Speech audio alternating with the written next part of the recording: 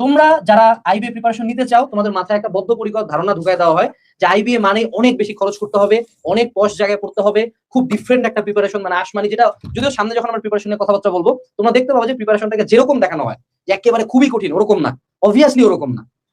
এমনকি ইঞ্জিনিয়ারিং এর চেয়ে অনেক ক্ষেত্রে সোজা বাবা, কিন্তু তোমাকে এটা কাইন্ড অফ গেট কিপিং করে রাখা হয়েছে, যে তোমাকে বোঝানো হয় যে না না না, এখানে যাওয়ার জন্য মনে হয় আলাদা রকম একটা মানে আপব্রিঙ্গিং ডিফারেন্ট হতে হয়, এটা শুধুমাত্র ইংলিশ মিডিয়ামের পোলাপানদের জন্য, এটা নর্মাল আম জনতার জন্য এরকম কিছু না। সো এটা আমরা অ্যাফোর্ডেবল, যাতে গোটা মানুষের every single student IBA preparation নিতে পারে খুব কম খরচে বাসায় বসে, সেজন্য। আর থার্ড যেটা, সেটা হলো কম্প্যাক্ট। আমার অ্যাজ অলওয়েজ আমার আইডিওলজির একটা বড় অংশ হলো কম্প্যাক্ট, যে আমি একটা স্টুডেন্টকে 5টা বা 10টা বই সাজেস্ট করি না, আমি ওকে একটা বই সাজেস্ট করি। আমি একটা স্টুডেন্টকে বলি না যে না তুমি মক টেস্টের জন্য এক জায়গায় যাও, তুমি ভোকাবুলারির জন্য আলাদা করে কার্ড কিনো, তুমি হলো কোর্স করার জন্য আরেকটা জায়গায় যাও। আমাদের 30টা ক্লাসের মধ্যে আমরা কভার দেওয়ার চেষ্টা করছি, কারণ আইবি এর ক্ষেত্রে ক্লাসের চেয়ে অনেক বেশি ইম্পর্টেন্ট হলো তুমি কত বেশি প্র্যাকটিস করতেছো, কোশ্চেন সলভ করতেছো।